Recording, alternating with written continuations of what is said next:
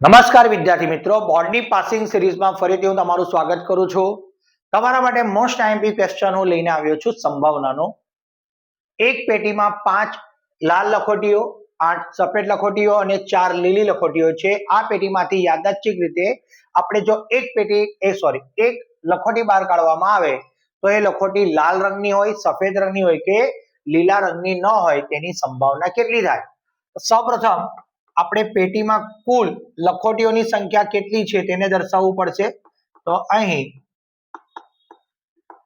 પેટીમાં કુલ લખોટીઓની સંખ્યા બરાબર 5 + 8 + 4 બરાબર 17. તેથી આપણા કુલ બનાવો બનશે n બરાબર 17.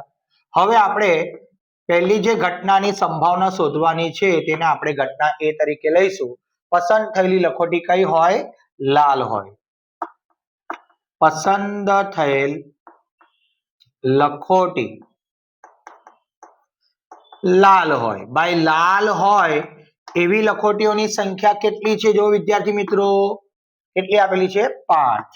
તો માટે P of A બરાબર m ના છેદમાં m. m એ કુલ સાનુકૂળ બનાવો બતાવે છે.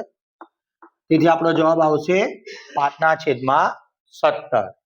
હવે આપણે ઘટના B લઈએ, જે બીજી ઘટના માટેની સંભાવના છે એ શોધવાની છે. પસંદ થયેલી લખોટી કયા રંગની હોય? સફેદ હોય. તો લખીશું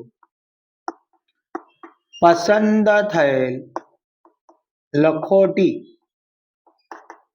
સફેદ હોય. તમે જોઈ શકો છો વિદ્યાર્થી મિત્રો, સફેદ રંગની લખોટીઓની સંખ્યા આપણને કેટલી આપેલી છે? 8 આપેલી છે.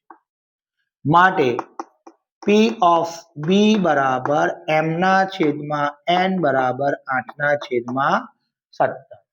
હવે આપણને જેની સંભાવના શોધવાની છે તે ઘટના C તરીકે દર્શાવીશું. ઘટના C બરાબર, ભાઈ પસંદ થયેલી લખોટી લીલી ન હોય. લીલી ન હોય એનો અર્થ સમજો કે ભાઈ લાલ હોય અથવા તો સફેદ હોય. તો લખીશું પસંદ થયેલ લખોટી લીલી ન હોય. ભાઈ આપણી પાસે કુલ લખોટીઓની સંખ્યા 17 છે, એમાંથી 4 લીલી લખોટી આપણે બાદ કરીશું તો આપણો આન્સર આવશે તે. માટે P of C બરાબર m ના છેદમાં n બરાબર 13/17. તેથી આપણો ફાઇનલ જવાબ આવશે 13/17. Okay, thank you.